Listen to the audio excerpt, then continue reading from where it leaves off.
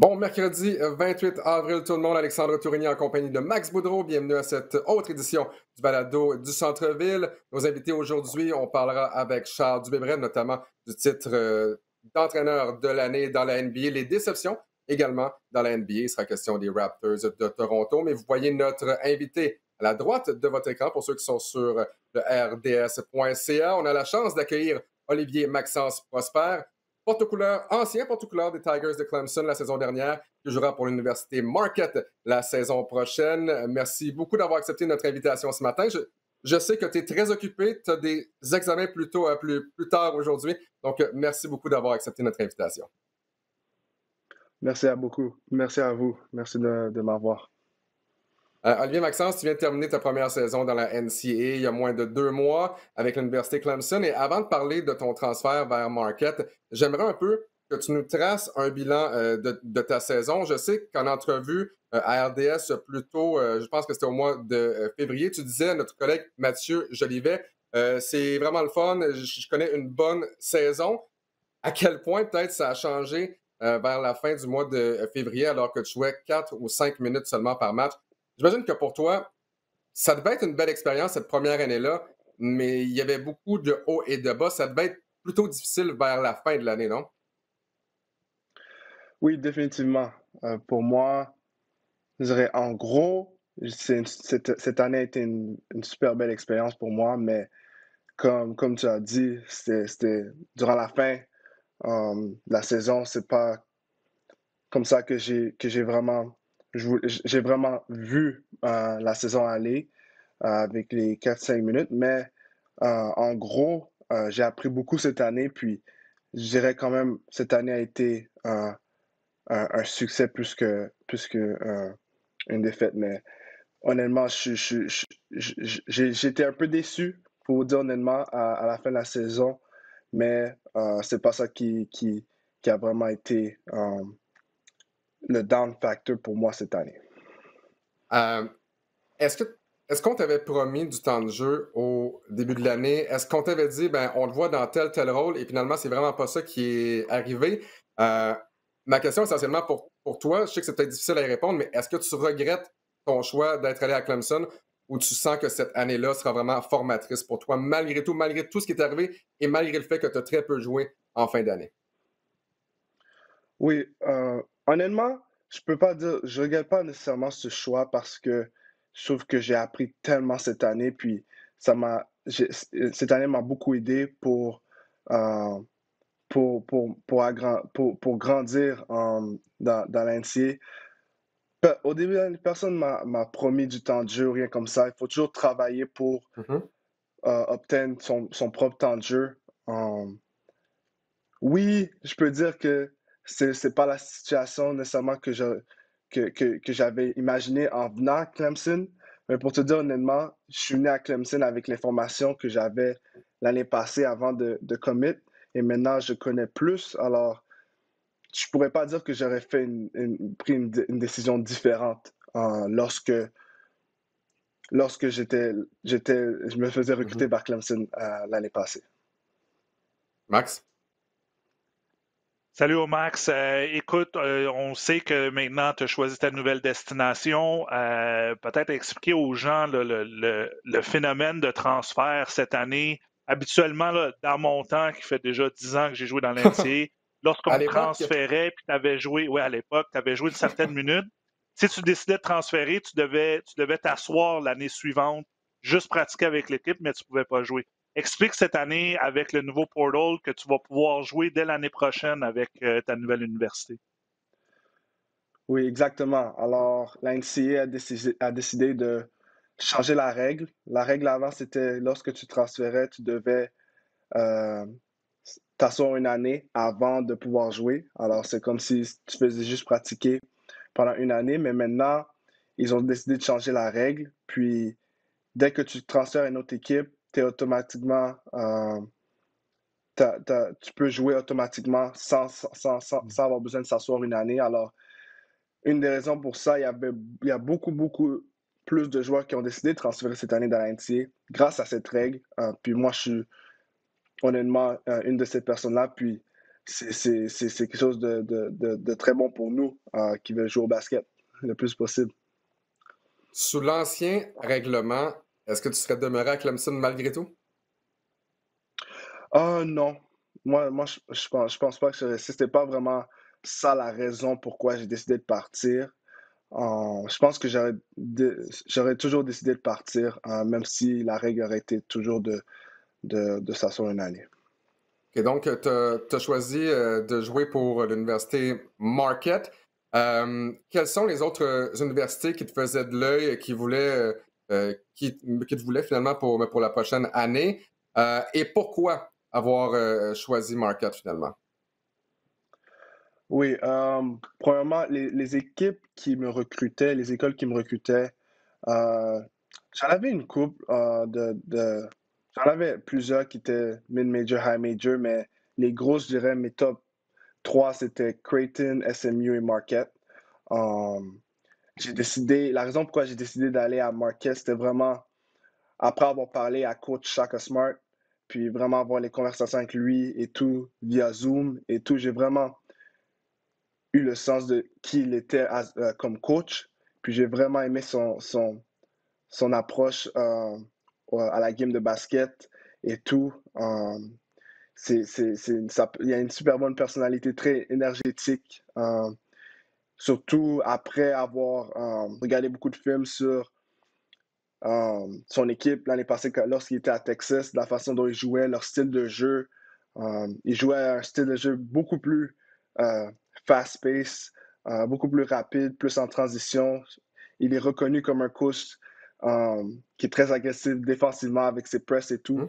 Puis avec mon style de jeu, puis je trouve que je pourrais vraiment fleurir dans son genre, dans son système. Et en gros, c'était la décision c'était la raison pourquoi j'ai décidé de aller à Marquette l'année prochaine. Max? Est-ce que côté horaire, maintenant, là, on sait que tu es en train de terminer tes cours à Clemson, qui est en Caroline du Sud, si je ne me trompe pas. Quand est-ce que tu vas aller au Wisconsin, à Milwaukee, à l'université? Est-ce que tu vas pouvoir pratiquer avec ta nouvelle équipe très bientôt? Oui, je pense que le Summer School commence, je dirais, fin mai, début juin. Alors, d'ici un mois, je devrais être à Milwaukee, Wisconsin, à Marquette, en train de m'entraîner avec ma nouvelle équipe et de se préparer pour le training camp de l'été. Revenons justement un petit peu à Marquette. Est-ce que tu as parlé avec Joseph Chartouni, qui a joué pendant 2 ans à Marquette avant de prendre ta décision? Est-ce que tu as posé des questions? C'est comment là-bas? Oui, je sais que Smart n'était pas là quand lui jouait, mais quand même, est-ce qu'il y a eu une discussion à ce niveau-là avec lui ou pas du tout? Non, j'ai pas eu l'opportunité de lui parler.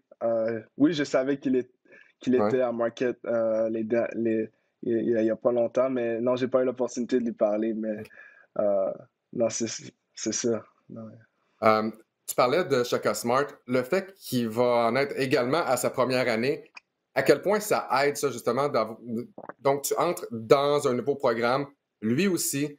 Essentiellement, tout le monde est là sur un pied d'égalité. C'est pas comme si un coach était là depuis 10 ans, puis qui a vu jouer, qui a vu grandir ses sophomores, ses juniors, etc., etc., ses freshmen. Là, tout le monde arrive là. En même temps, est-ce que tu sens que ça va te donner une meilleure opportunité de te faire valoir?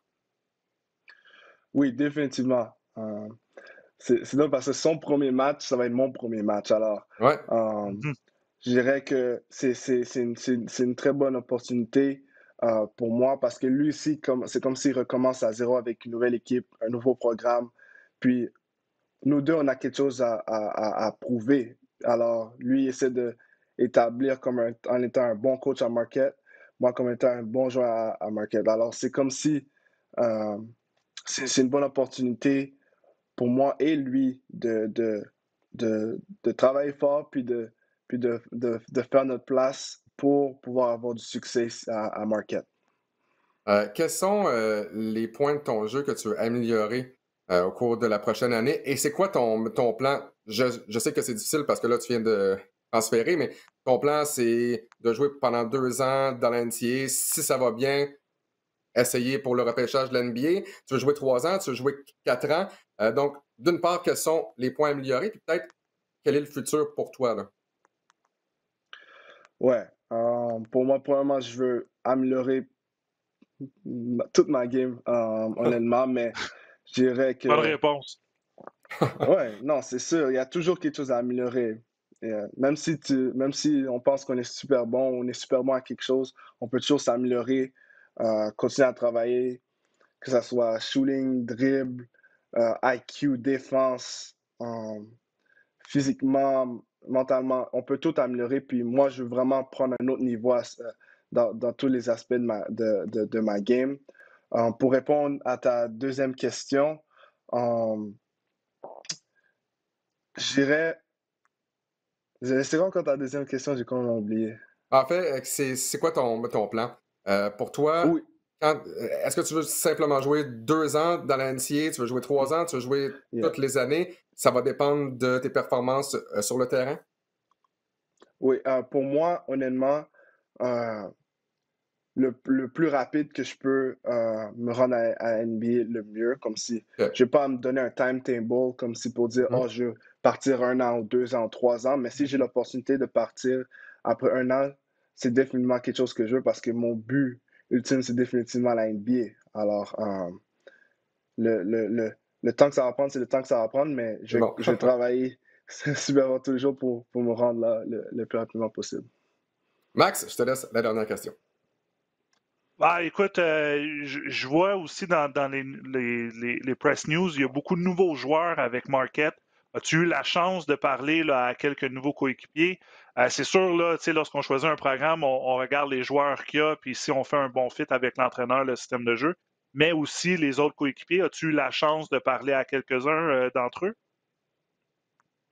Euh, j'ai pas vraiment eu l'opportunité de parler comme si FaceTime ou parler juste au téléphone avec eux encore.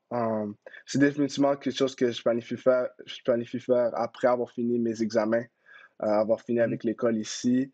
Mais regardant les joueurs qui sont déjà là puis les joueurs qui s'en viennent, j'ai tout regardé comment leur style de jeu, puis je trouve qu'on a un super bon core de joueurs en Marquette. Puis je pense qu'on a une opportunité d'être vraiment une vraiment bonne équipe l'année prochaine. Euh, puis je suis vraiment excité pour pouvoir jouer pour Marquette l'année prochaine. Bien, Maxence Prosper, on te souhaite vraiment la meilleure des chances la prochaine saison du côté de Marquette. On aura la chance, j'espère du moins, de se reparler lorsque tu auras amorcé ta saison. D'ici là, ben, je te souhaite de très bons examens à Clemson, un bel été et on se retrouve donc plus tard, soit à RDS ou au balado du centre-ville. Merci encore ce matin pour avoir pris le temps. Salut au Merci à Max. vous. Bonne chance. Salut. Donc voilà, Max, on a Olivier Maxence Prosper qui transfère. On a eu la chance de parler avec Quincy Guerrier. On sait que Quincy, s'il retourne dans la NCAA, je ne suis pas certain qu'il va. En fait, je suis certain qu'il ne va pas retourner du côté de Syracuse. Alors, on voit à quel Être un point petit deux là-dessus. il y a tellement de joueurs qui se font recruter par des écoles et des écoles. Tu me parlais souvent là, de la façon que ça fonctionne. Tu reçois des lettres. Toi, je pense que tu as encore ton bac à la maison. De faire Oui. un choix éclairé, ça a l'air tellement difficile. Combien il y a de joueurs qui jouent une année ou deux à telle place? Finalement, ça ne marche pas. Justement, je parlais de Joseph Chartouni. Il a joué 2 ans à Fordham et par la suite est allé jouer à Marquette. Il y a tellement de joueurs qui transfèrent. Donc, de mettre entre les mains une décision aussi importante là, pour un kid, là, pour un jeune de 18 ans, de 19 ans, ça ressemble presque à de la chance. Soit tu tombes dans une université et le fit, entre guillemets, est bon, ou tu t'es trompé, puis là, tu dois aller ailleurs. Ah, comme tu dis, c'est extrêmement difficile. Puis la chose aussi, c'est que lorsque tu prends cette décision-là, tu te fais recruter par les équipes, tout est beau, tout va bien. Lorsque tu fais des visites au campus, ils te montrent toutes les belles choses, ils te mettent tous les bons côtés, ils te montrent des Des photos de belles choses à l'aréna qui est Buffalo. pleine. Il y avait des belles choses, il y avait des ailes de poulet, en tout cas. Mais il y avait eu des belles années à Buffalo auparavant, quand Ouais, moi je suis ouais, arrivé.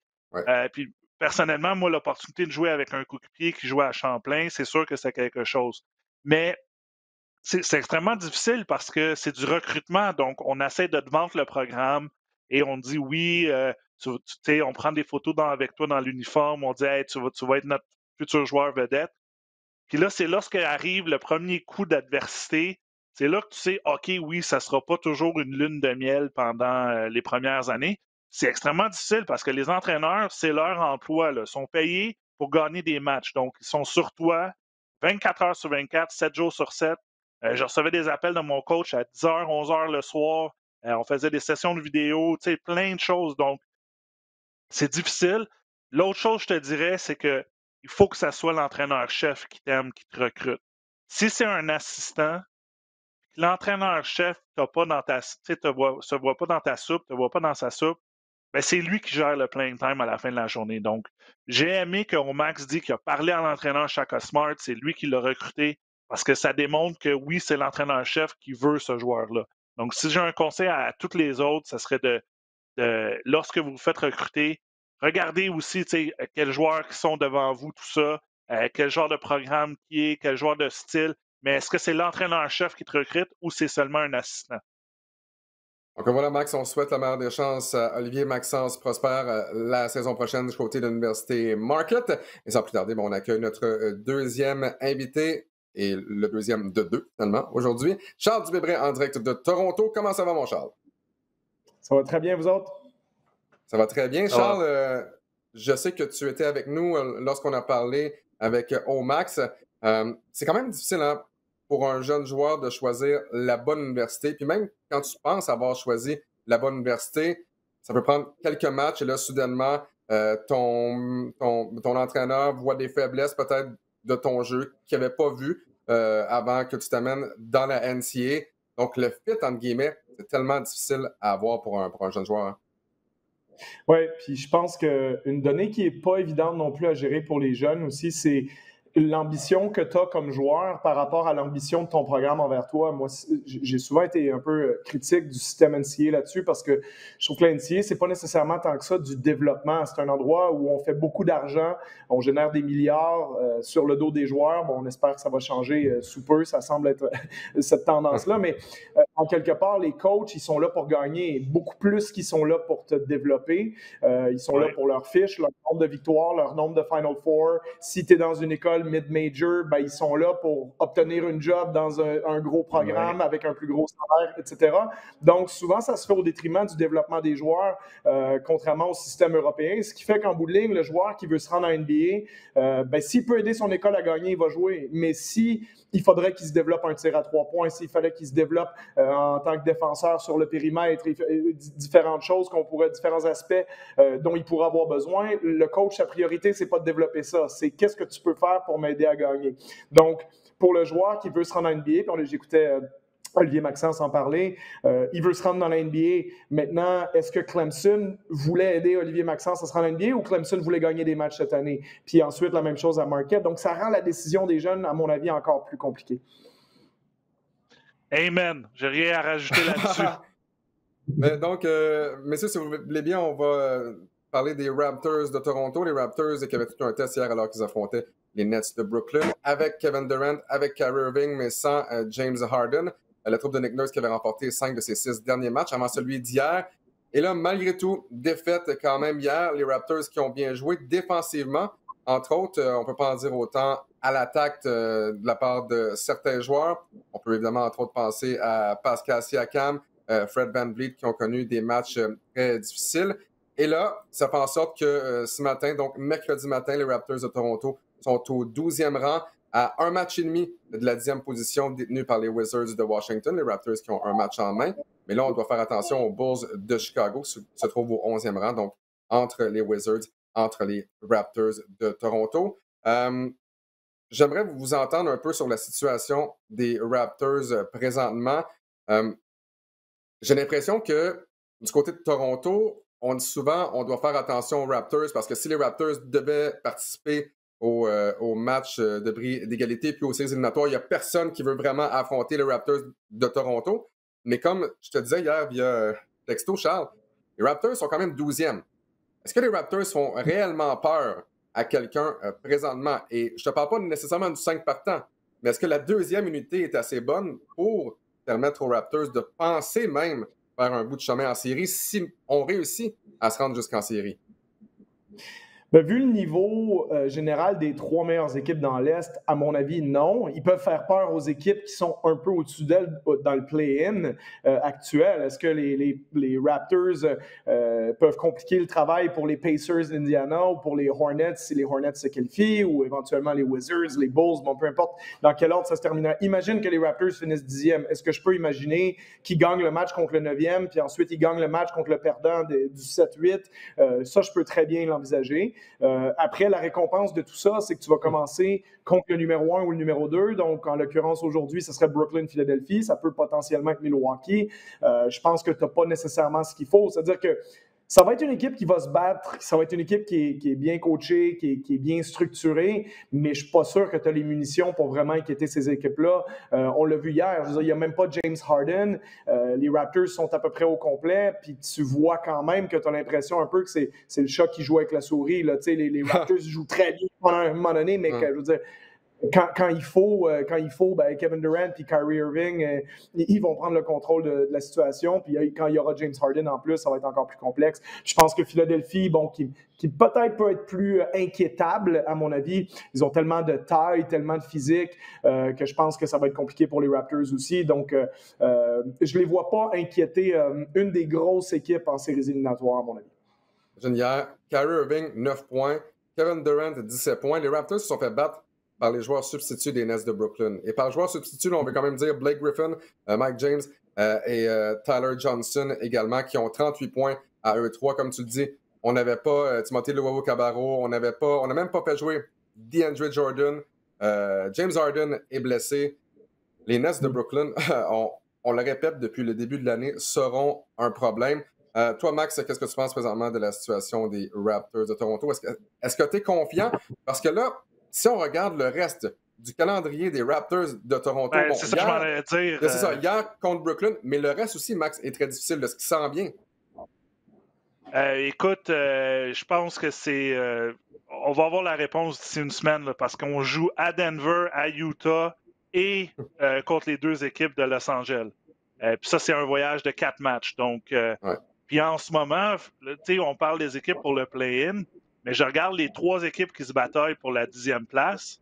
Puis je dois dire que les Wizards jouent du super bon basket versus les 2 autres équipes. Les Raptors jouent quand même du bon basket, 6-4 à leurs 10 derniers matchs. Mais les Wizards sont sur une lancée là, en ce moment là, avec Bradley Beal et Russell Westbrook pour pas nommer les autres. Donc, ça va être extrêmement difficile de juste se qualifier pour ce tournoi-là, ce play-in-là. Et la semaine prochaine, mais je veux dire, les 4 prochains matchs vont sûrement nous dicter où vont finir les Raptors. Est-ce que les Raptors vont se batailler jusqu'au dernier match, le 16 mai, pour la 10e place, ou l'écart va être trop grand maintenant et on va penser au futur, là, puis essayer d'avoir le meilleur choix au repêchage possible.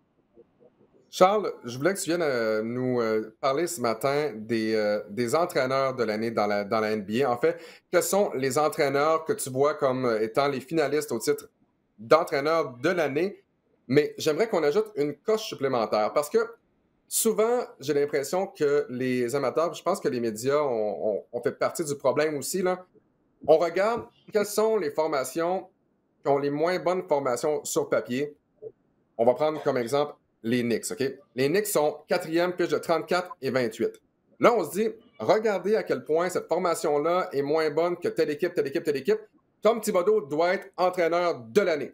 Ou bien, on va se dire, cette formation-là, je sais pas, exemple, Steve Nash, son équipe est première dans l'Est. Ben, si elle est première dans l'Est, c'est sûrement à cause de Steve Nash. J'ai l'impression qu'on regarde l'affiche, on regarde les formations sur papier, on fait 1+1, puis cet entraîneur-là est l'entraîneur de l'année. Je voulais que tu viennes ce matin pour nous dire quels sont tes finalistes, et pas juste parce qu'il y a une équipe qui sur papier est moins bonne, mais toi, tu vois les systèmes de jeu. Tu vois les ajustements entre les matchs, durant les matchs de ces entraîneurs-là. J'aimerais que d'une perspective de coach, tu nous donnes tes finalistes au titre d'entraîneur de l'année et pourquoi un tel mérite plus qu'un autre. Oui, c'est intéressant ce que tu dis, Alex, parce que effectivement, souvent, le titre d'entraîneur de l'année, c'est le titre de l'équipe qui a surperformé par rapport à son niveau. Puis c'est aussi le credo des bons entraîneurs de faire surperformer des équipes, parce qu'en quelque part, c'est plus facile de gagner quand tu as plus de talent, puis si tu n'as pas de talent, normalement, tu ne seras pas très bon. Donc, on essaie de faire ça, puis c'est souvent ce qui crée le phénomène que beaucoup de coachs de l'année se font congédier pas longtemps après, hein, parce que quand l'équipe revient à son niveau supposé, ben on voit ça comme une déception, alors que ça a souvent créé des très grosses ambitions pour des franchises quand l'équipe a surperformé une année alors qu'elle n'était pas si bonne que ça en réalité.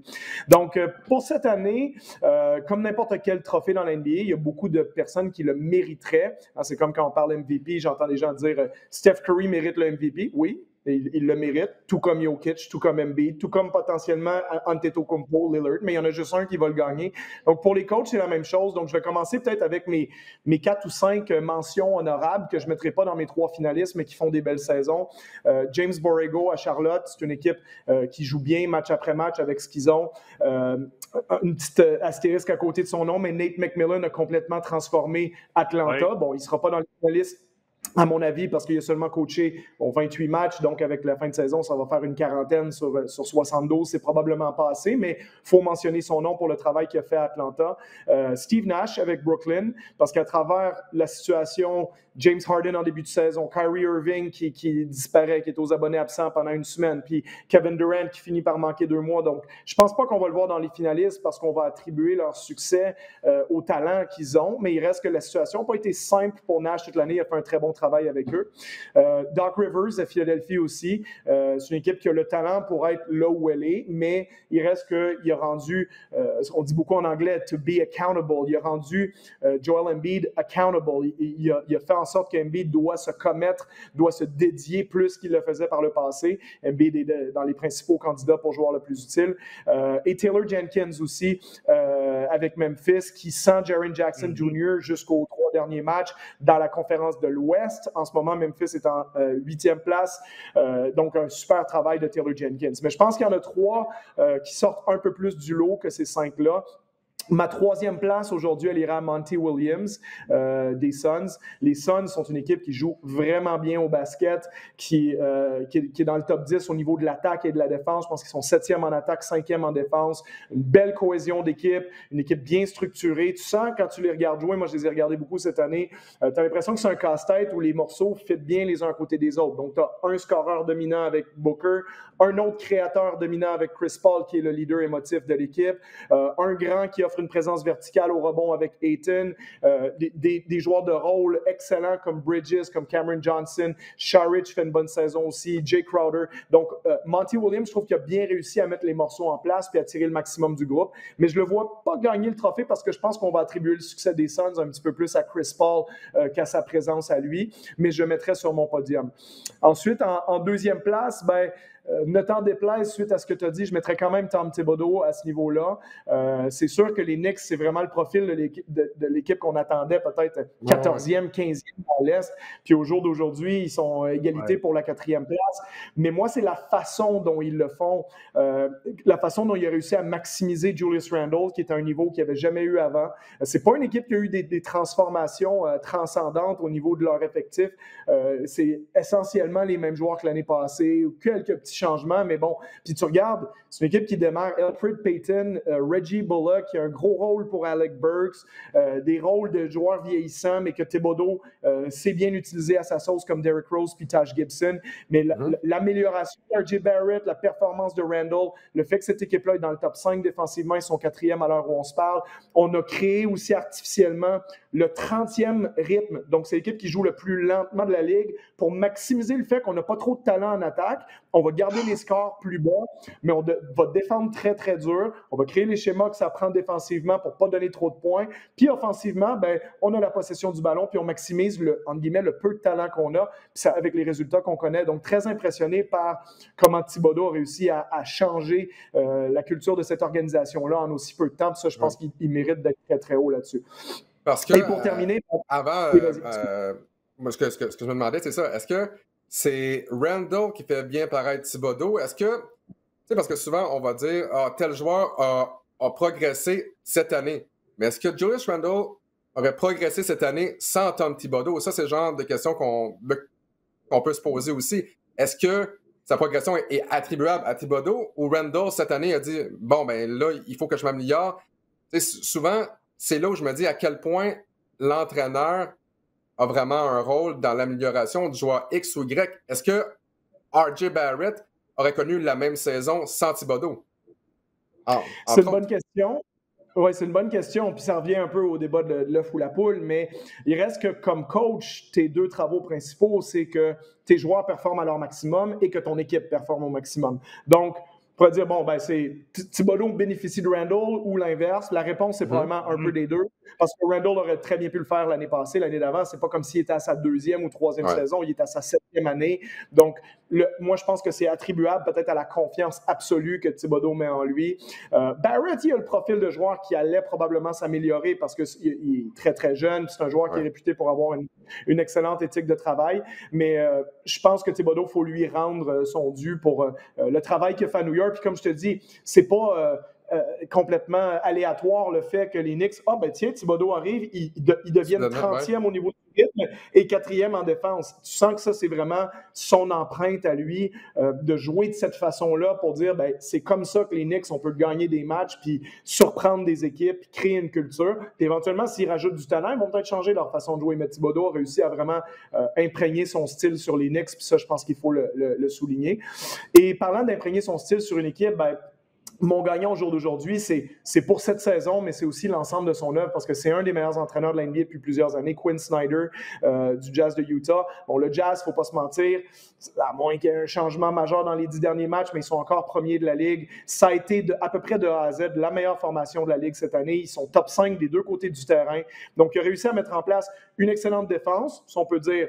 Ça peut sembler évident parce que tu as Rudy Gobert, probablement le meilleur joueur défensif ou celui qui impacte le plus le jeu. Mais il reste qu'autour de lui, tu as des défenseurs qui ne sont pas nécessairement tous fantastiques. Je pense à Donovan Mitchell, qui est un peu en dessous de la moyenne défensivement. Mike Conley, historiquement, est un bon défenseur, mais il commence à être vieillissant. Mais on a un super beau système, c'est très bien fait. Les défenses de pick and roll, les défenses d'écran à l'opposé du ballon, c'est tout organisé vers Gobert. Donc, c'est bien mis en place par Snyder. Offensivement, on a un des jeux de passe les plus léchés de la NBA. C'est vraiment très, très propre de la façon dont on joue. On a des belles structures sur les situations de sortie de balle, ligne de fond, ligne de côté. Tu sens que c'est une équipe qui maîtrise son basket de A à Z. Et un peu comme les Suns, tous les morceaux sont aux bons endroits. On a un peu plus de talent à Utah, à mon avis, qu'à Phoenix, parce qu'on a quand même la présence de Mitchell, Conley, Gobert, etc.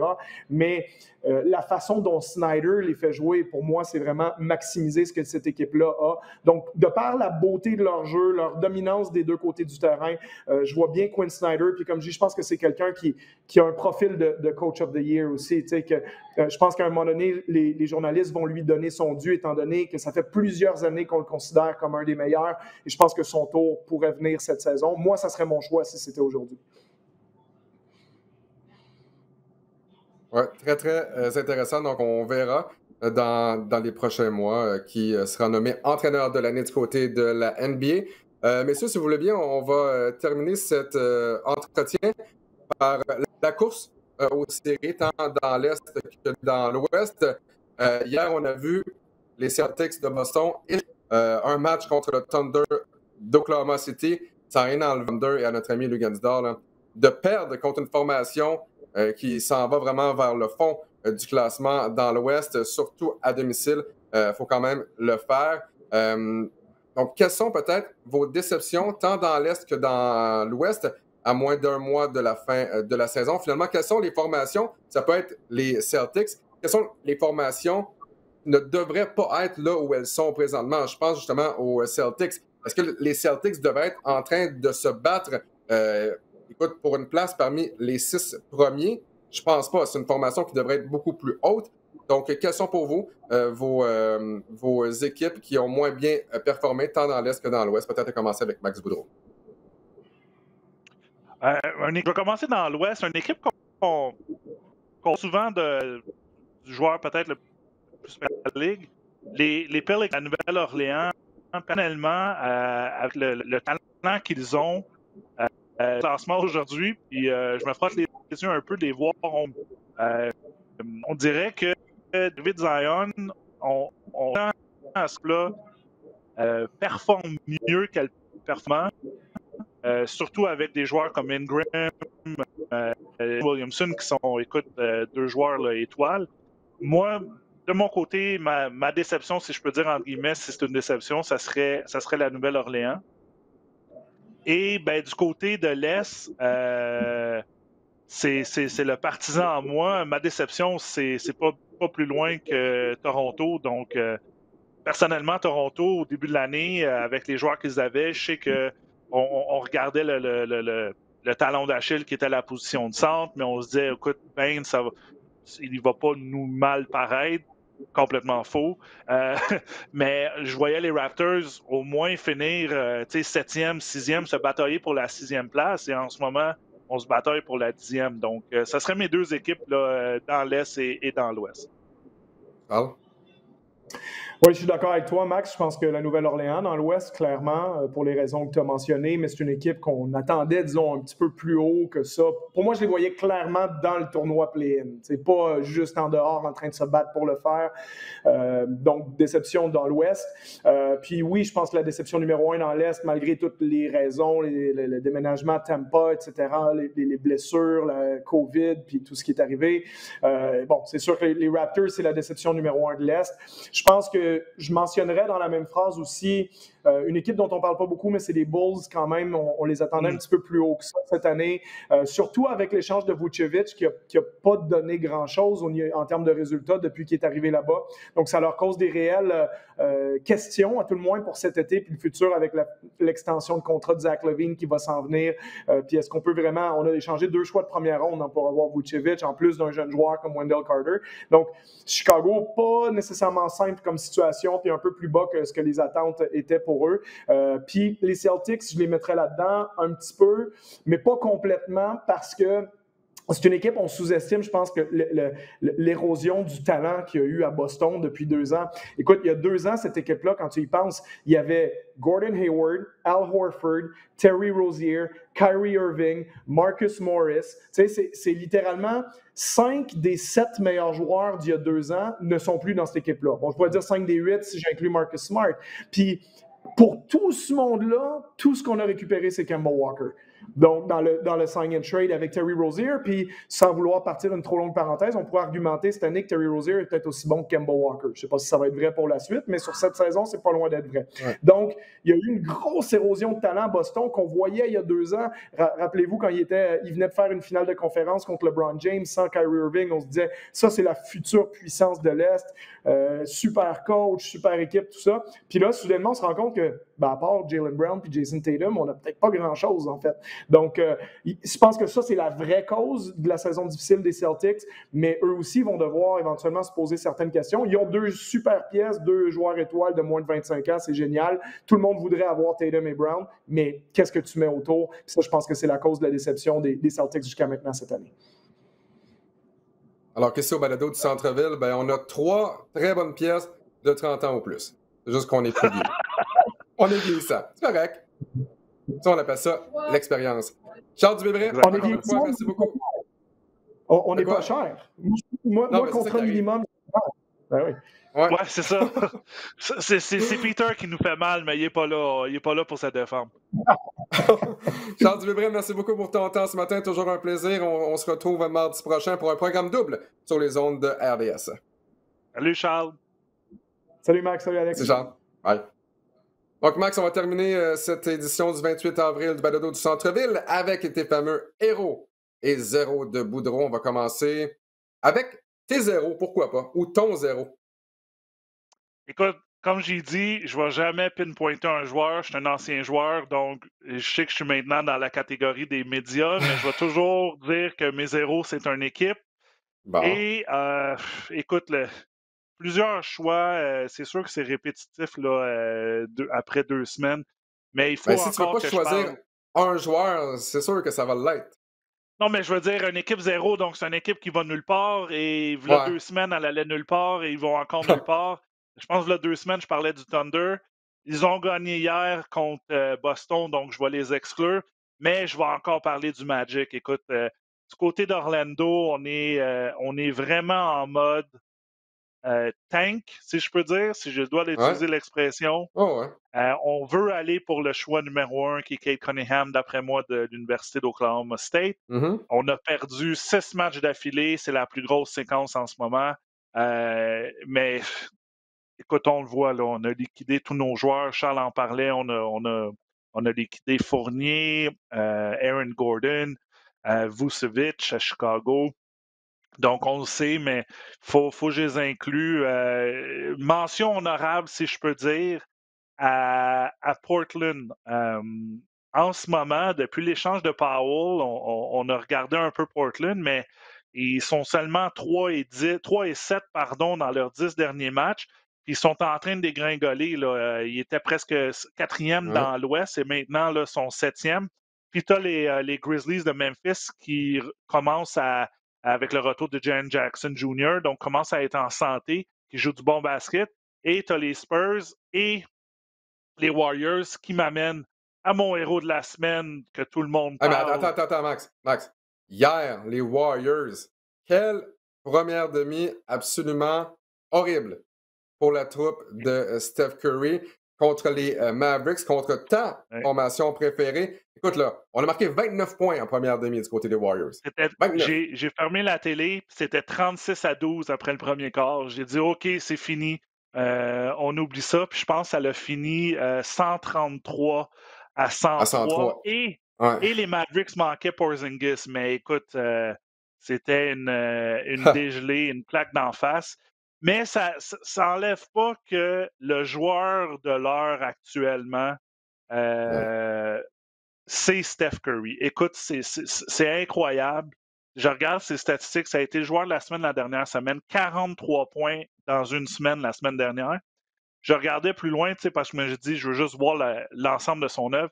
C'est 37 points par match depuis le début du mois d'avril. Donc, il est carrément, il est en feu. C'est incroyable.